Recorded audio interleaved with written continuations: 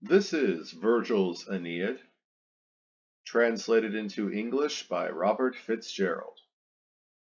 Book 8.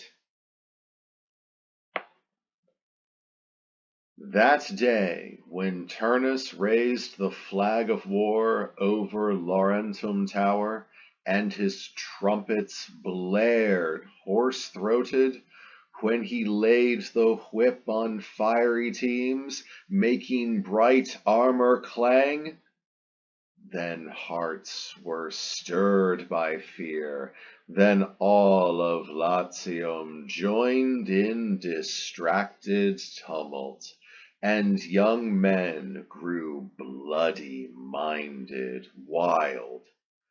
The high commanders, Messapus and Ufens, and that one who held the gods in scorn, Mezentius, from every quarter drew repeated levies and laid the wide fields waste of their field hands. Dispatched to Diomedes' distant city, Venulus went to ask for aid, to state that Trojans had a foothold in Latium, that, landing there, Aeneas had brought in his conquered gods, and claimed to be a king, called for by destiny.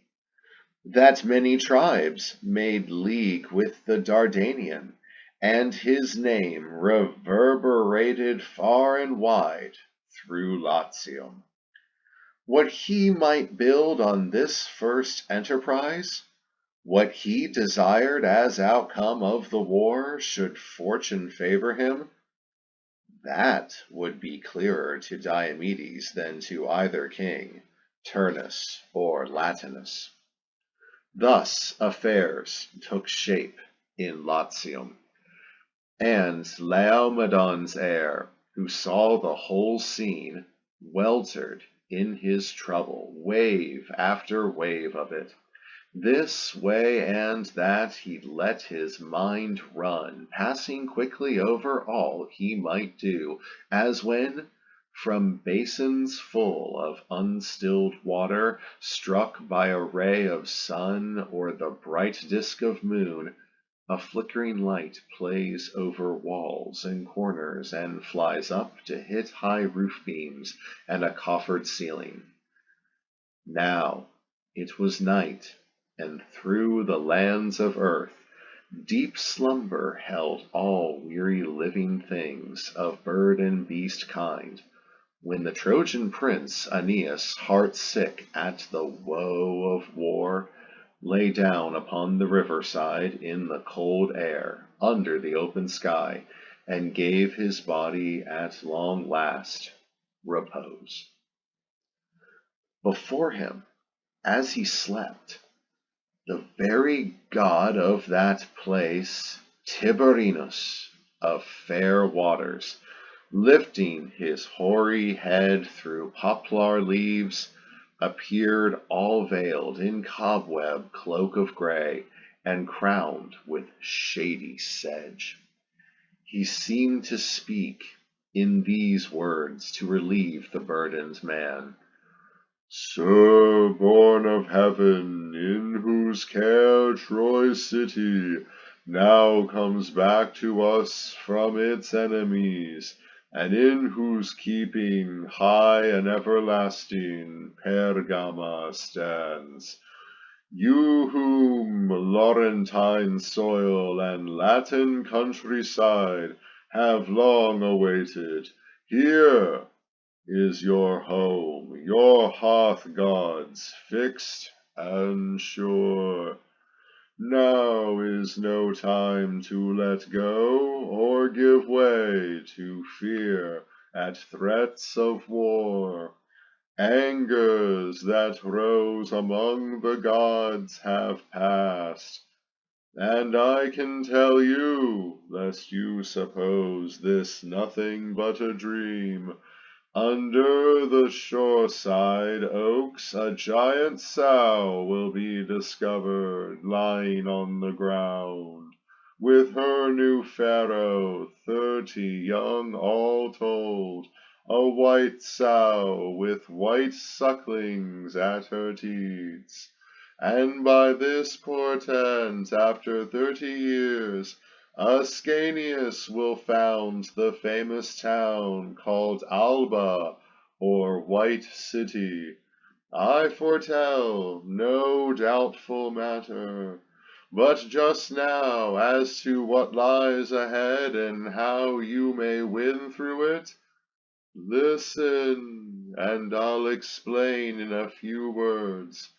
In this country, an Arcadian tribe descended from a forebear called Pallas, colonists with King Evander, followers of his flag, marked out a spot and founded on the hills a town they named for Pallas, Palanteum.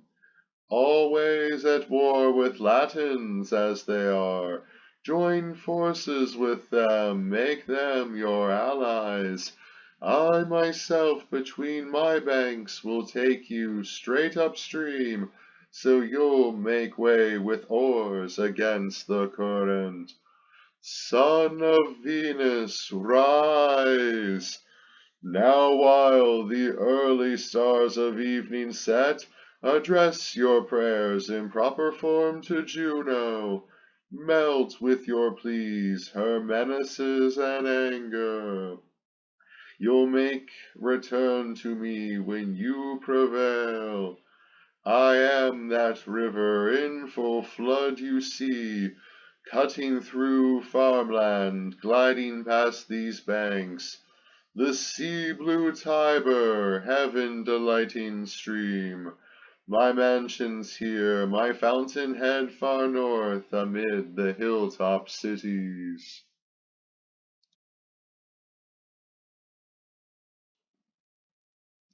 Having spoken, he sank away into the watery depths, at the river bottom. From Aeneas then, night time and sleep departed, and he rose.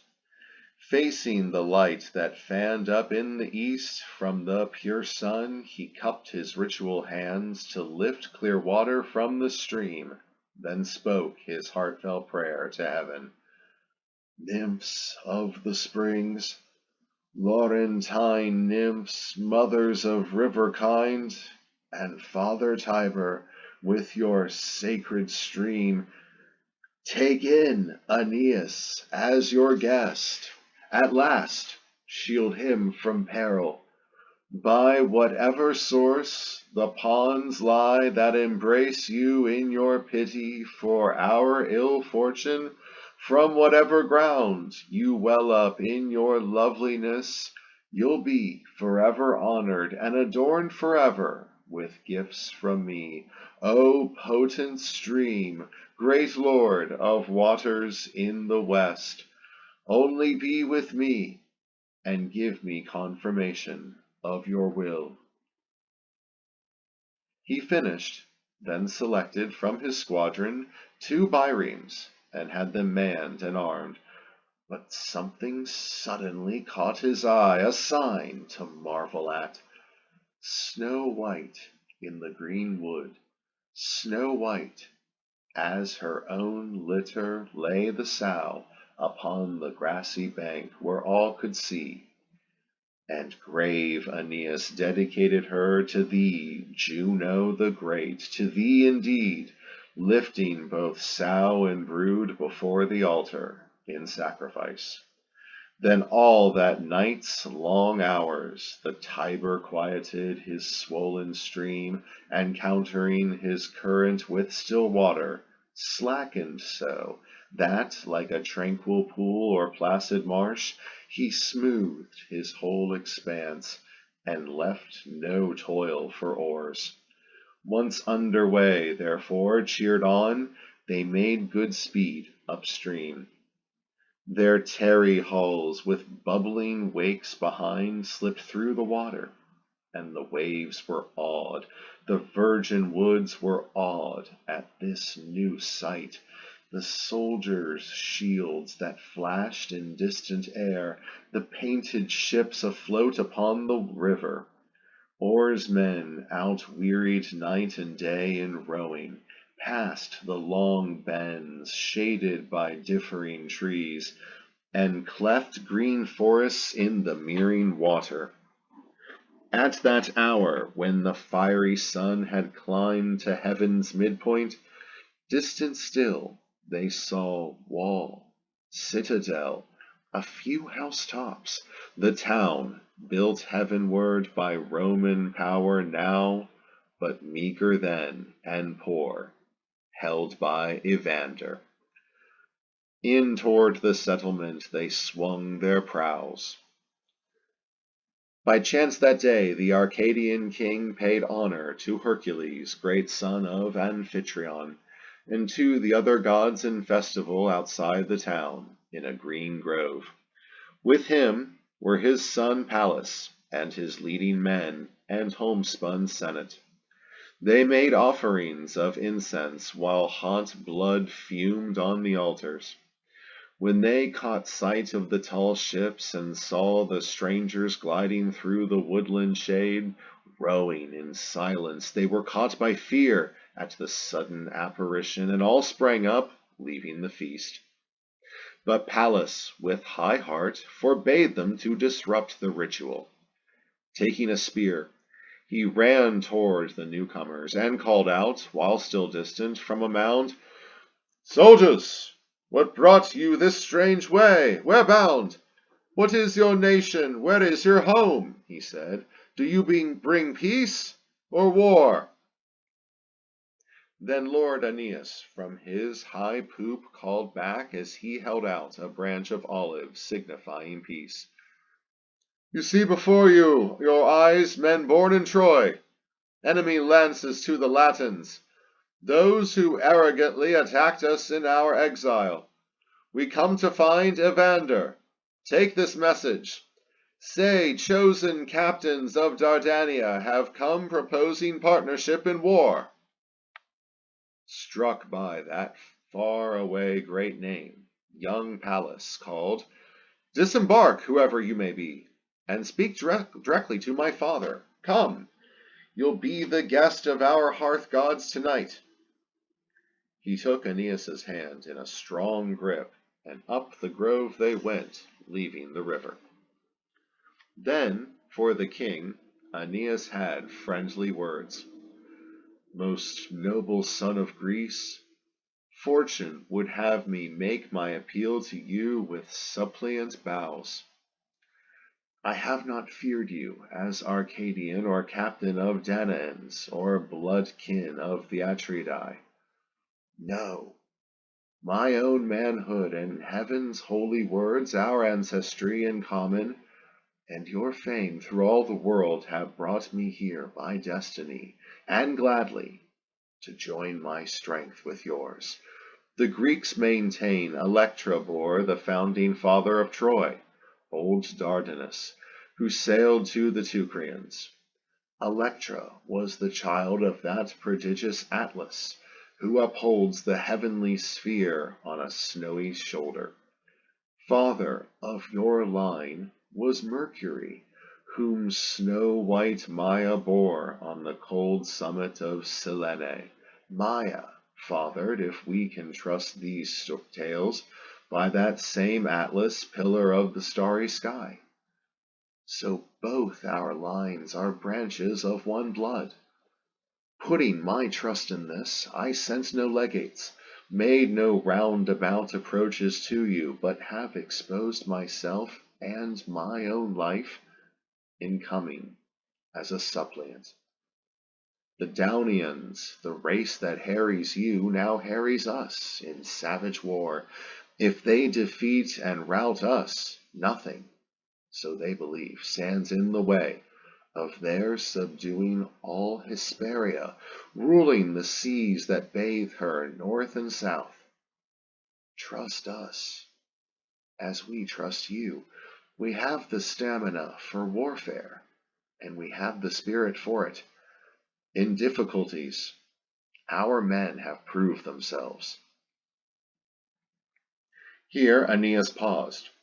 For all this time, Evander's gaze, had slowly swept the speaker, his eyes, his countenance, and his whole figure.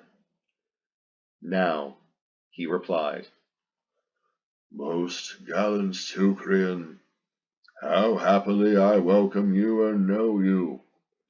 How you remind me of your father's speech, the voice of great Anchises, and his look.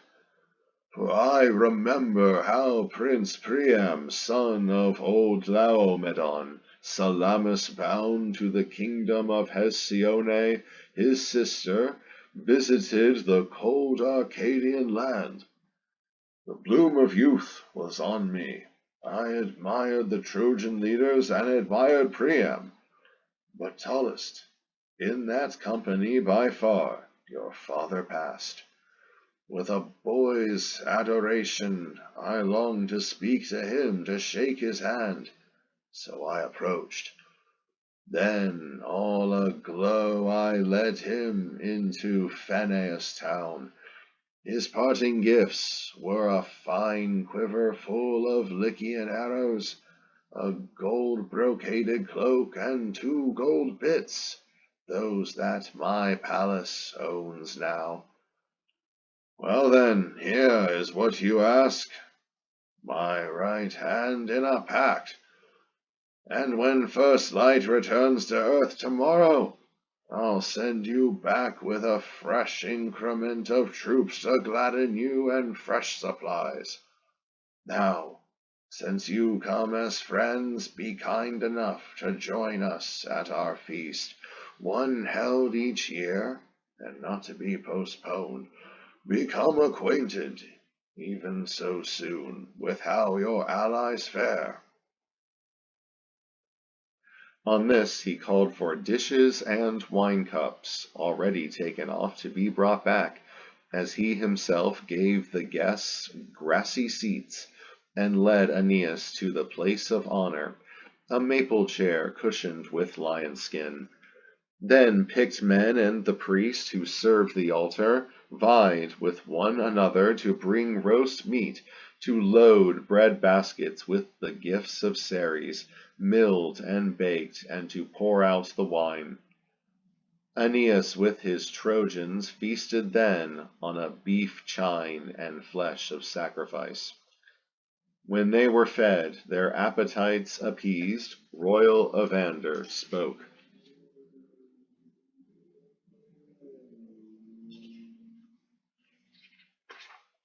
"No empty-headed superstition, blind to the age-old gods, impose this ritual on us and this feast, this altar to a divine force of will.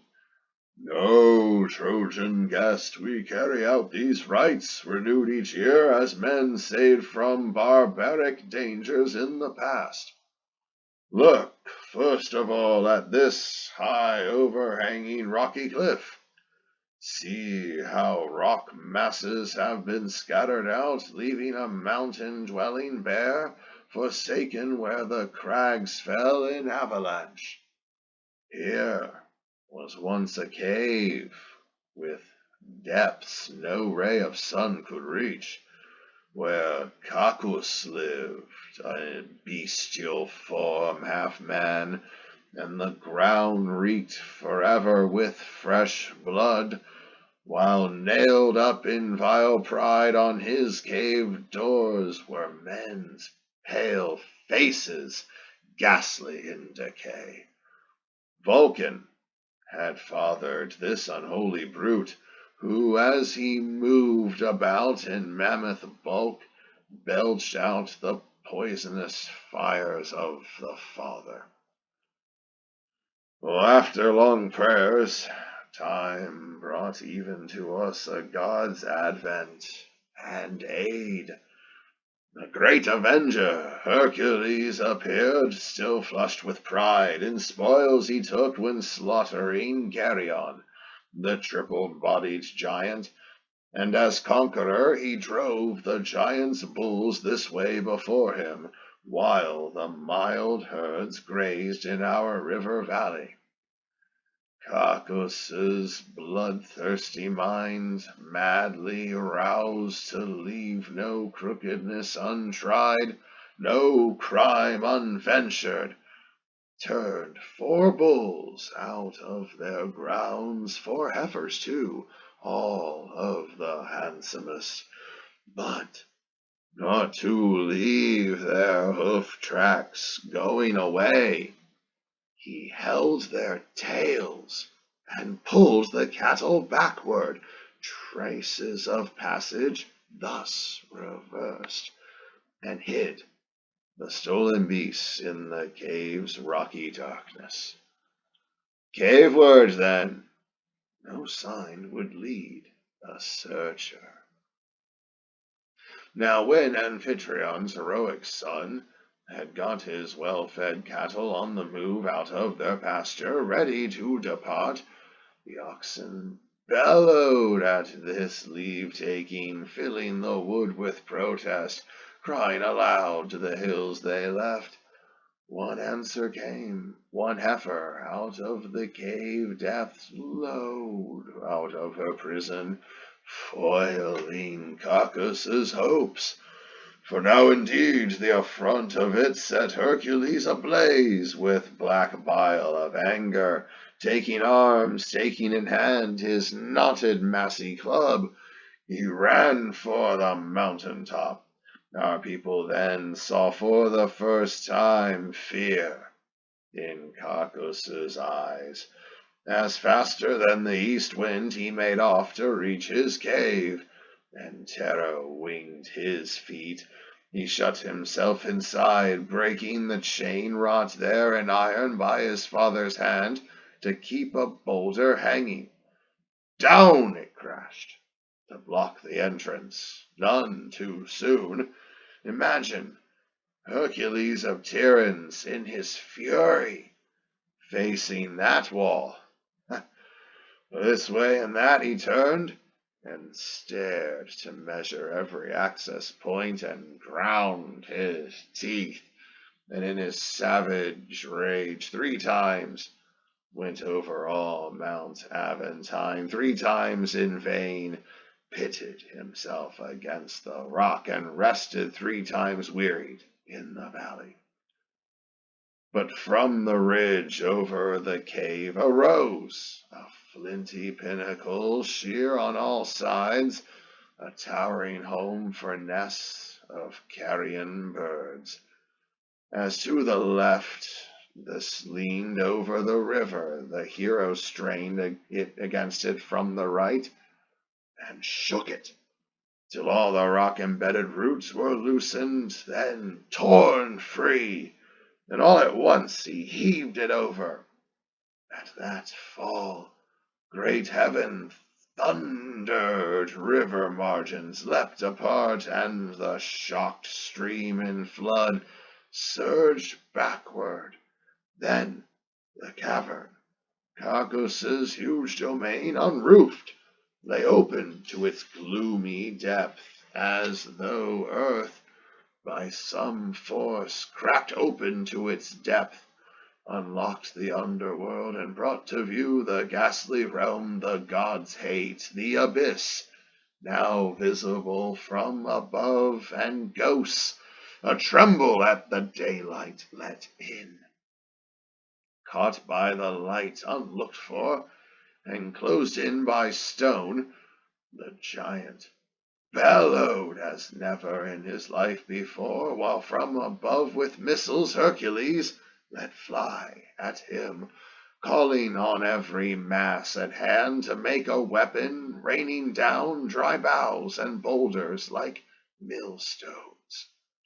But then the monster, seeing no escape was left, wonderful to relate, belched from his gullet clouds of smoke, blanketing all the place in blinding haze that took sight from the eyes, and thickened in the cave to smoky night, profound gloom laced with fire. Hercules' great heart could not abide this trick. but down he plunged headlong in one leap through the flames, where the smoke billowed thickest, and the cavern seethed in that black cloud. Down there he caught and pinioned Cacus, as the monster belched his fires in vain. Fastening on his throat, he choked him till his eyes burst out, his gullet whitened and dried up with loss of blood. Soon the black den was cleared, the doors torn off, the stolen cattle, loot their tracks denied, revealed in the light of day, and the misshapen carcass dragged out by the heels. Our people could not be sated by the spectacle, but gazed long at the dreadful eyes, the face, the shaggy, bristling chest of the half-beast, his gorge's fiery breath put out. Well, since then, this feast is held, and younger men are glad to keep the memory of the day, in chief Potitius, the founder, and the house of the Penarii, custodians of rites to Hercules. Here, in the grove, he placed this altar, ever to be called the greatest by ourselves, and be the greatest. Well, come then, soldiers, honor that great feat. Garland your heads with leaves, hold out your cups, invoke the God we share, and dip your wine most heartily.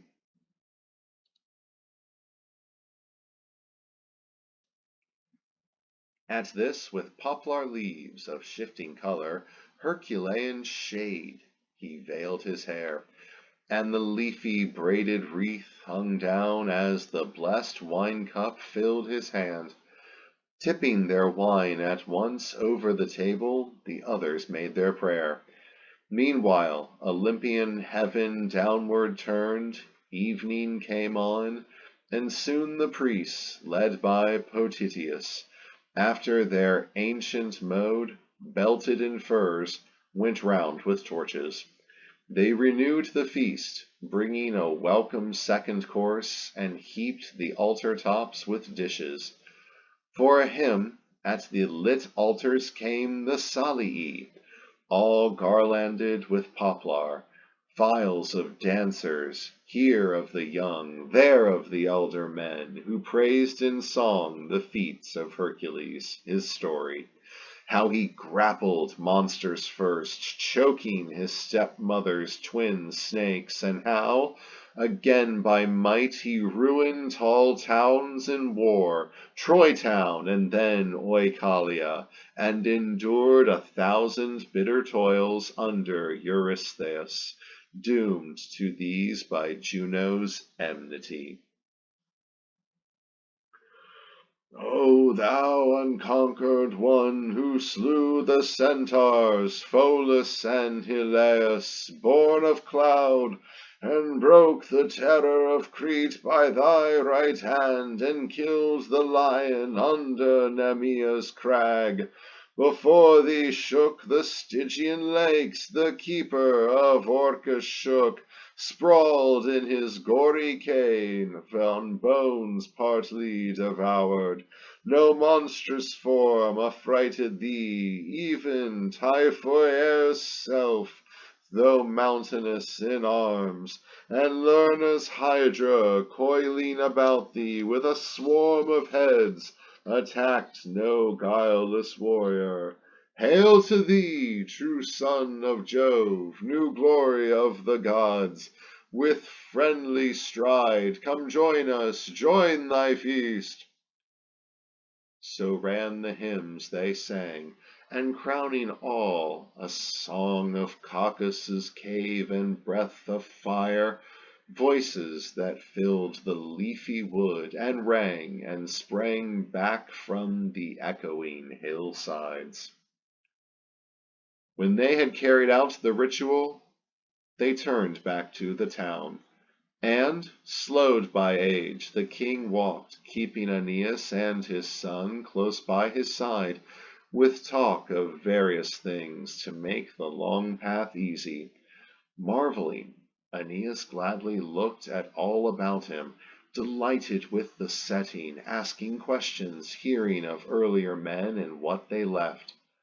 Then King Evander, founder unaware of Rome's great citadel, said, "These woodland places once were homes of local fauns and nymphs, together with a race of men that came from tree trunks, from hard oak.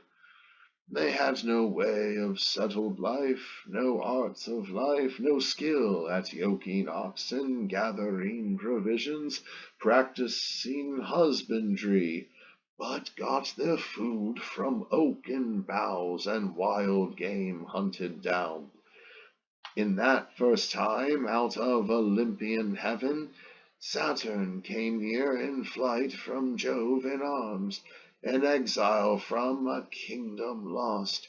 He brought these unschooled men together from the hills where they were scattered, gave them laws, and chose the name of Latium from his latency or safe concealment in this countryside.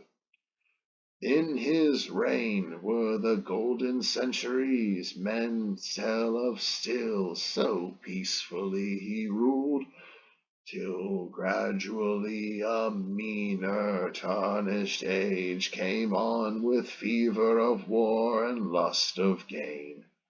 Then came Ausonians and Sicanians, and Saturn's land now often changed her name. And there were kings, one savage and gigantic, Thybris, from whom we after-born Italians named the river Tiber. The old name Albula was lost. As for myself, in exile from my country, I set out for the sea's end. But fortune that prevails in everything, fate not to be thrown off, arrested me in this land. Solemn warnings came from my mother, from the nymph Carmentis, backed by the god Apollo, to urge me here." Just after this, as he went on, he showed the altar and the gate the Romans call Carmental, honoring, as of old, the nymph and prophetess Carmentis, first to sing the glory of Palanteum and Aeneas's great descendants. Then he showed the wood that Romulus would make a place of refuge, then the grotto called the Lupercal under the cold crag, named in Arcadian fashion after Lycaean Pan. And then, as well, he showed the sacred wood of Argiletum, Argus's death, and took oath by it, telling of a guest Argus put to death. From there he led to our Tarpeian site and capital, all golden now, in those days tangled wild with underbrush, but awesome even then. A strangeness there filled country hearts with dread, and made them shiver at the wood and rock. "Some god," he said, "it is not sure which god, lives in this grove, this hilltop thick with leaves. Arcadians think they've seen great Jove himself, sometimes with his right hand shaking the aegis to darken sky and make the storm clouds rise, towering in turmoil. Here, too, in these walls long fallen down, you see what were two towns, monuments of the ancients, Father Janus founded one stronghold, Saturn the other, named Janiculum and Saturnia. Conversing of such matters, going toward austere Evander's house, they saw his cattle lowing everywhere in what is now Rome's Forum, and her fashionable quarter, Carinae. As they came up to the door, Evander said, "In victory Hercules bent for this lintel, and these royal rooms were grand enough for him. Friend, have the courage to care little for wealth, and do shape yourself, you too, to merit godhead. Do not come disdainfully into our needy home." Even as he spoke, he led under the gabled narrow roof Aeneas's mighty figure, and made him rest where on strewn leaves he spread a Libyan bearskin. Swiftly night came on to fold her dusky wings about the earth. Now Venus, as a mother sorely frightened, and with good reason, moved by the menaces of the Laurentines and their hostile rising, turned to Vulcan. In her bridal chamber, all of gold, putting divine desire in every word, she said, "While Argive kings lay their due victim Pergama waste, her towers, doomed to fall in fires her enemies set, never did I demand for the desperate any relief at all, no weapons forged by your skill in your metal. Most dear husband, I never wished to tax you, make you toil in a lost cause, however much I owed to Priam's sons, however long I wept over Aeneas's ordeals. Now, however, by the command of Jove, he has made good his landing on the Rutulian shore, and so I do come now, begging your sacred power for arms, a mother begging for her son. The daughter of Nereus moved you, and Tithonus's consort moved you by her tears to this. Look now, and see what masses throng together, see what cities lock their gates and whet the sword against me, to cut down my own."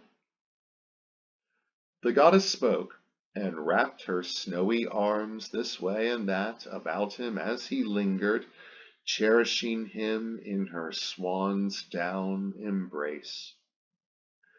And instantly he felt the flame of love invading him as ever. Into his marrow ran the fire he knew, and through his bones, as when, sometimes, ripped by a thunder peal, a fiery flash goes jagged through the clouds. His wife, contented with her blandishment, sure of her loveliness, perceived it all. Lord Vulcan, captive to immortal passion, answered her, "Why do you go so far afield for reasons? Has your trust in me gone elsewhere, goddess? If concern like this had moved you in the old days, even then, I might have armed the Trojans lawfully, for neither Jove Almighty nor the Fates forbade Troy to endure, Priam to live 10 further years. If you are ready now to arm for war and have a mind to wage it, all the devoted craft that I can promise, all that is forgeable in steel and molten alloy by the strength of a blast fire, you need not beg me for these gifts. Have done with doubting your own powers." He said no more, but took her in his arms as she desired, and gave himself, infused in her embrace, to peace and slumber. When his first repose came to an end in the mid-course of night, now on the wane, and waked him at that hour when a poor woman, whose hard lot it is to make a living by her loom and spindle, pokes up the embers, wakes the sleeping fire, adding some night-time to her morning's work, and by the firelight keeps her household maids employed at their long task, all to keep chaste her marriage bed and bring her children up. At that same hour, no more slothful than she, the Lord of Fire rose from his soft bed to labor at the smithy. Near the coast of Sicily and Aeolian Lipari, a steep island rises, all of rock and smoking. Underneath a mammoth cave and vaulted galleries of Aetna, burned away by fire blast from the Cyclops' forge, rumble in thunder. Mighty blows are heard, re-echoing and booming from the anvils. Chalybian bars of iron hiss in the caverns, Vulcan's workshop, named for him Vulcania. To this the Lord of Fire came down from heaven. Working with iron in the enormous cave were Cyclops, Thunderclap, and Anvil Fire, and Flash stripped to the waist. They had a bolt in hand, such as from open sky the Father often hurls to earth, this one part done, part still unfinished. First the smiths had added twisted hail, 3 rays of rain cloud, 3 of red fire, and the flying south wind. Now they were mixing in terrifying lightning, fracas and fear, and anger in pursuit, with flares.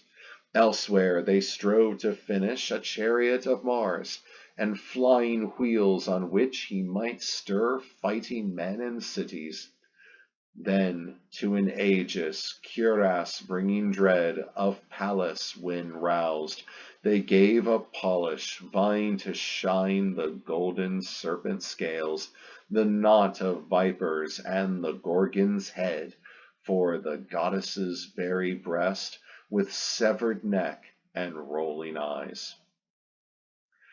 "Put all these things away," commanded Vulcan. "Cyclops under Aetna, drop the work begun. Here is our task. Armor is to be forged for a brave soldier. Now we can use your brawn and your deft hands, your craft, your mastery. Shake off all reluctance." Vulcan said no more. But they, for their part, buckled down as one, allotting equal tasks to each.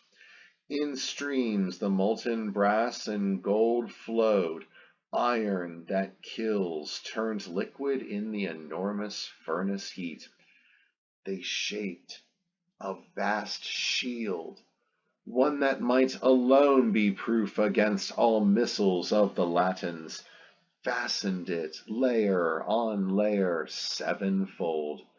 Some smiths drew pulsing in and blasted out the air with bellows, others plunged the metal screeching into fresh water, and the cavern groaned under the anvils they set down. Now this, now that one, for a mighty stroke, brought up his arms in rhythm as they hammered, shifting the metal mass with gripping tongs.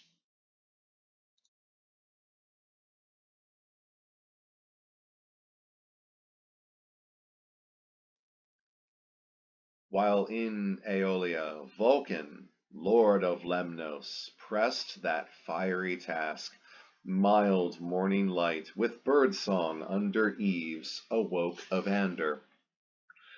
And the old man arose.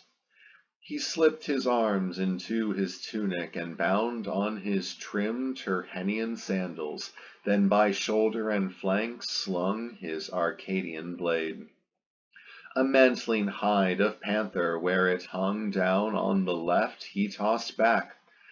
Then his two awakened watchdogs preceded him out of the entranceway and kept close to their master. He went on to visit the secluded place his guest, Aeneas, occupied, and he remembered what had been said, what favors he had promised. Just as early Aeneas had come outside, and one man had his son beside him, Pallas, the other had Achates. When they met, they joined hands and sat down in the open court to enjoy the talk at last permitted them.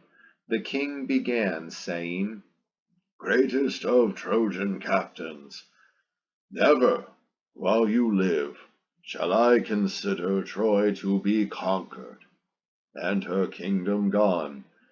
But, though our name is great, our power is slight to strengthen you in war.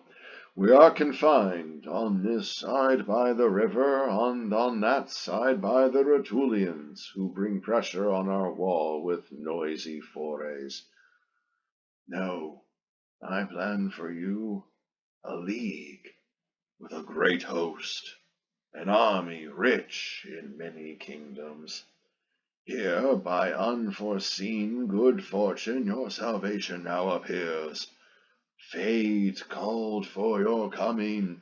No long way from here, men live in the city of Agylla, built of ancient stone. The Lydians, renowned in war, in the old days settled there on the Etruscan ridges, and for years the city flourished, till an arrogant king, Mezentius, ruled it barbarously by force. How shall I tell of carnage beyond telling, beastly crimes this tyrant carried out? Requite them, gods, on his own head and on his children. He would even couple carcasses with living bodies as a form of torture. Hand to hand and face to face he made them suffer corruption, oozing gore and slime in that wretched embrace, and a slow death. But at long last the townsmen, sickening of his unholy ways, took arms and laid siege to the madman and his house. They killed his henchmen and threw fire on his roof, but in the midst of slaughter he escaped, took refuge in Rutulian territory, and got himself defended by the arms of Turnus, host and friend. On this account Etruria's people have risen as one man in righteous anger, threatening war at once, demanding the king back for punishment. Now I will make you leader of these thousands, Aeneas.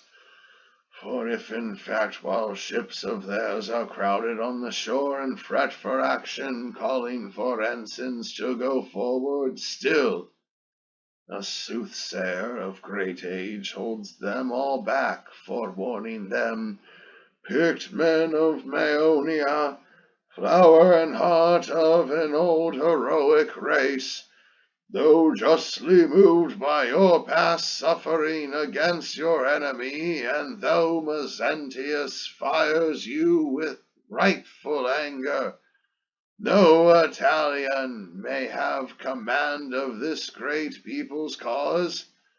Choose leaders from abroad. Well, taking alarm at heaven's warning, the Etruscan ranks rest on their arms here in this plain, and Tarchon sends me envoys with his crown and scepter, badges of regal power. He asks that I go up to camp and take the Tyrrhene throne.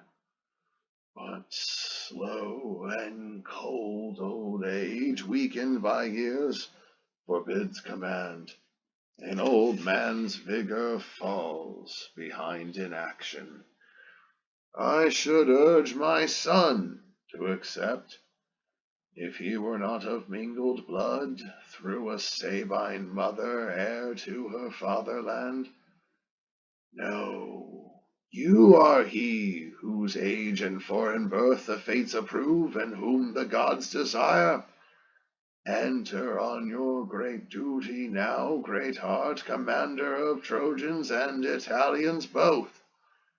I shall besides commit to you my palace, all my comfort and my hope, to learn, with you as master, how to weather battle, Mars's dead serious work. May he become familiar with your actions, look to you as his exemplar from his early years. I'll add 200 horsemen, all Arcadians, picked for ruggedness. In his own name, Pallas will give 200 more. In silence after this speech, Anchises' son Aeneas, and faithful at his side Achates, sat with downcast eyes. They would have pondered long and grimly on the many trials to come, had not the Cytheran queen from open heaven given a sign, one utterly unforeseen. A quivering flash out of the upper air, a thunder crack, and in that instant all the sky seemed falling. As it seemed on high, a Tirhine trumpet gave a rumbling blast. They all looked up. Again and yet again tremendous crashes came. Between the clouds in sunlit air they saw a red glare of armor clashing, thundering at the shock. The others sat still, mystified. But Troy's great captain recognized the sound and knew the promise made by his goddess mother. Then he said, "My friend, you need not, truly need not ask what new events portended. I am the man whom heaven calls. This sign my goddess mother prophesied she would send if war broke out. And, too, she would bring out of the sky arms made by Vulcan to assist me. What carnage is at hand for poor Laurentines? What retribution you will make to me, Turnus?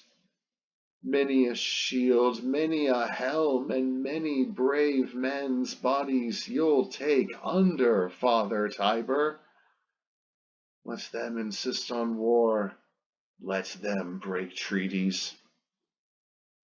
After saying this, he rose from his high seat and first revived the fires for Hercules on slumbering altars, gladly revisiting, as yesterday, the guardian Lar and humble household gods.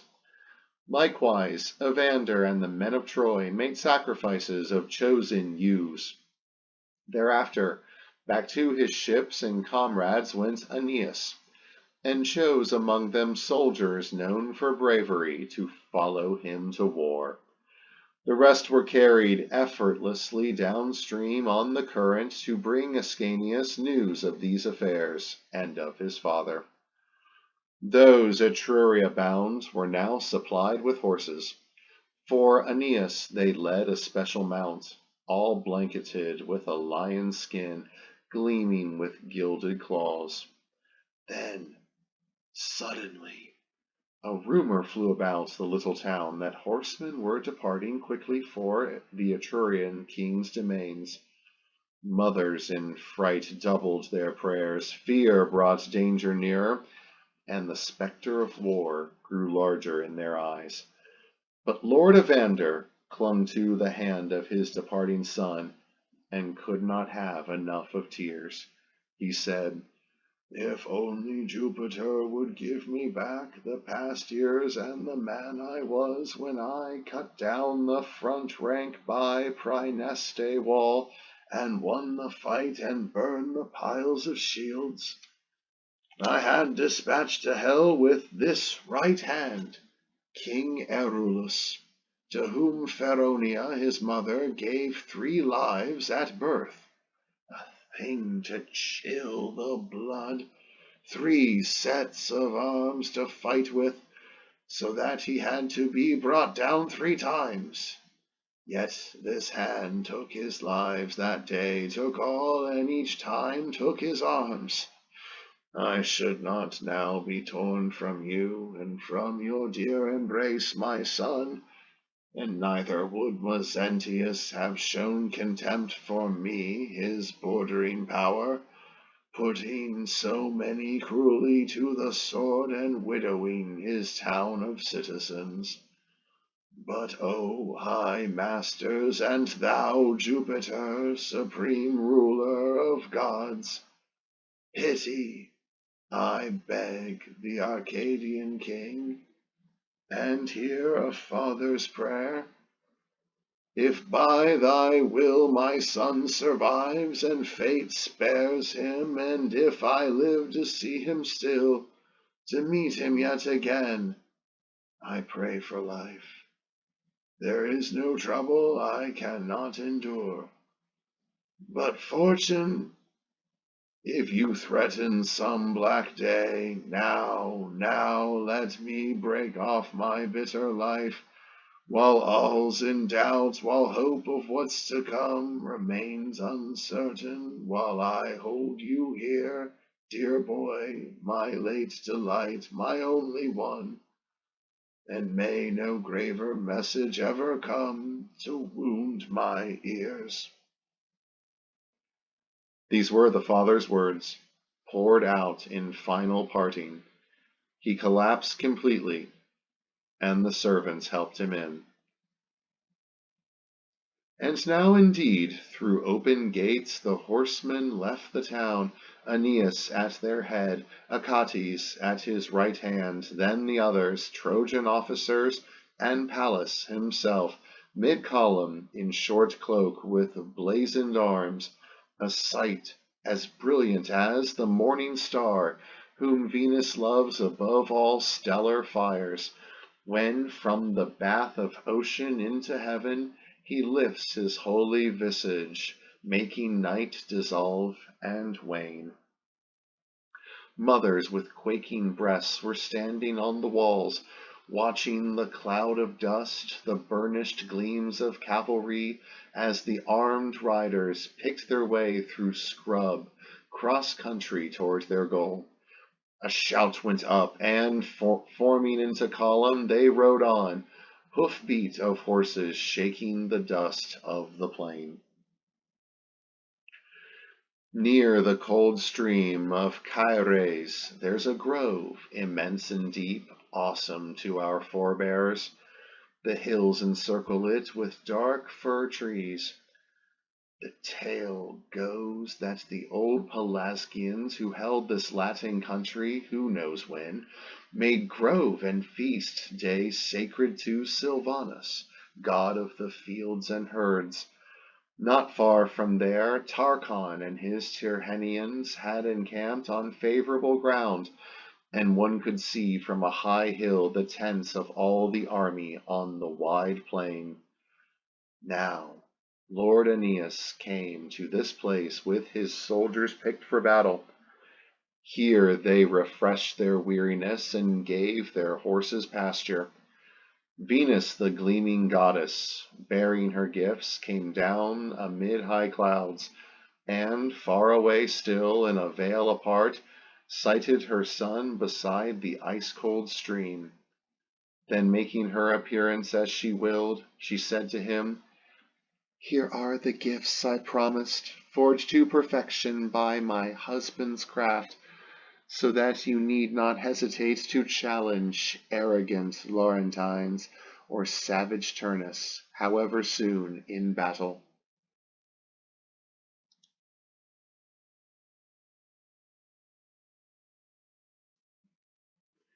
As she spoke, Cytherea swept to her son's embrace and placed the shining arms before his eyes under an oak tree. Now the man, in joy at the goddess's gifts, at being so greatly honored, could not be satisfied, but scanned each piece in wonder, and turned over in his hands the helmet with its terrifying plumes and gushing flames, the sword blade edged with fate, the cuirass of hard bronze, blood red and huge, like a dark cloud burning with sunset light that sends a glow for miles, the polished greaves of gold and silver alloy, the great spear, and finally the fabric of the shield beyond description. There, the Lord of Fire, knowing the prophets, knowing the age to come, had wrought the future story of Italy, the triumphs of the Romans.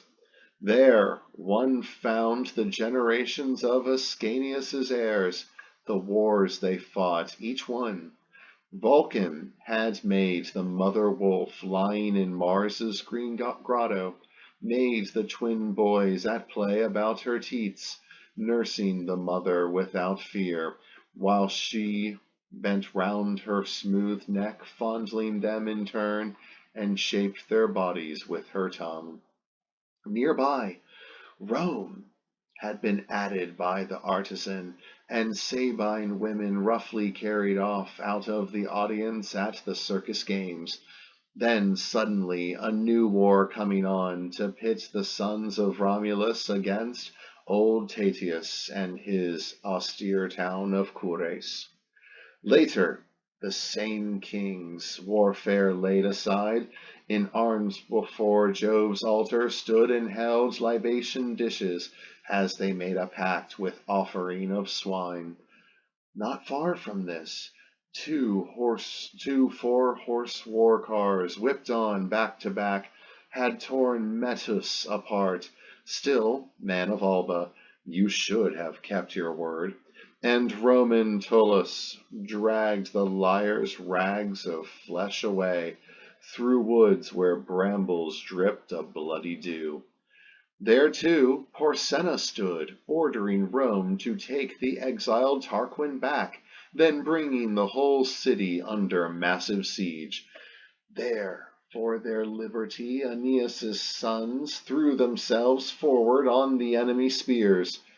You might have seen Porsenna imaged there to the life, a menacing man, a man in anger at Roman daring. Cocles, who downed the bridge, Cloelia, who broke her bonds and swam the river. On the shield's upper quarter, Manlius, guard of the Tarpeian rock, stood fast before the temple and held the Capitol, where Romulus's house was newly thatched and rough. Here, fluttering through gilded porticos at night, the silvery goose warned of the Gauls approaching. Under cover of the darkness, Gauls amid the bushes had crept near, and now lay hold upon the citadel. Golden locks they had, and golden dress, glimmering with striped cloaks, their milky necks entwined with gold. They hefted Alpine spears, two each, and had long body shields for cover. Vulcan had fashioned naked Luperci and Salii, leaping there with woolen caps, and fallen from heaven shields, and put chaste ladies riding in cushioned carriages through Rome with sacred images. At a distance, then, he pictured the deep hell of Tartarus, Dis's high gate, crimes, punishments, and yes, you, Catiline, on a precarious cliff, hanging and trembling at the Furies' glare. Then, far away from this, were virtuous souls, and Cato giving laws to them. Mid shields the pictured sea flowed surging, all of gold, as whitecaps foamed on the blue waves, and dolphins shining in silver round and round the scene propelled themselves with flukes and cut through billows. Vivid in the center were the bronze-beaked ships, and the fight at sea off Actium. Here you could see Leucauta all alive, with ships maneuvering, sea glowing gold. Augustus Caesar leading into battle, Italians, with both senators and people, household gods and great gods. There he stood, high on the stern, and from his blessed brow twin flames gushed upward, while his crest revealed his father's star. Apart from him, Agrippa, favored by winds and gods, led ships in column, a towering figure, wearing on his brows the coronet adorned with warships' beaks, highest distinction for command at sea. Then came Antonius with barbaric wealth and a diversity of arms, victorious from races of the Dawnlands and Red Sea, leading the power of the East, of Egypt, even of distant Bactra of the steppes. And in his wake the Egyptian consort came so shamefully. The ships all kept together, racing ahead, the water torn by oar strokes, torn by the triple beaks, in spume and foam, all made for the open sea. You might believe the Cyclades uprooted were afloat, or mountains running against mountain heights, when seamen in those hulks pressed the attack upon the other turreted ships. They hurled broadsides of burning flax on flying steel, and fresh blood reddened Neptune's fields. The queen, amidst the battle, called her flotilla on, with a sistrum's beat, a frenzy out of Egypt, never turning her head as yet to see twin snakes of death behind, while monster forms of gods of every race, and the dog god Anubis barking, held their weapons up against our Neptune, Venus, and Minerva. Mars, engraved in steel, raged in the fight, as from high air the dire Furies came, with Discord taking joy in a torn robe, and on her heels with bloody scourge, Bellona. Overlooking it all, Actaeon Apollo began to pull his bow. Wild at this sight, all Egypt, Indians, Arabians, all Sabaeans put about in flight, and she, the queen, appeared crying for winds to shift, just as she hauled up sail and slackened sheets. The Lord of Fire had portrayed her there amid the slaughter, pallid with death to come, then borne by waves and wind from the northwest, while the great length of morning Nile awaited her with open bays, calling the conquered home to his blue bosom and his hidden streams. But Caesar then in triple triumph rode within the walls of Rome, making immortal offerings to the gods of Italy. 300 princely shrines throughout the city. There were the streets, humming with festal joy, and games and cheers, an altar to every shrine, to every one a mother's choir, and bullocks knifed before the altars strewed the ground. The man himself, enthroned before the snow-white threshold of sunny Phoebus, viewed the gifts the nations of the nations of the earth made, and he fitted them to the tall portals. Conquered races passed in long procession, varied in languages as in their dress and arms. Here Mulciber, divine smith, had portrayed the nomad tribes, and Afri with ungirdled flowing robes. Here Leleges and Carians, and here Galonians with quivers. Here Euphrates, milder in his floods now, there Morini, northernmost of men. Here bull-horned Rhine, and there the still unconquered Scythian Dahai. Here vexed at being bridged the rough Araxes. All these images on Vulcan's shield, his mother's gift, were wonders to Aeneas. Knowing nothing of the events themselves, he felt joy in their pictures, taking up upon his shoulder all the destined acts and fame of his descendants.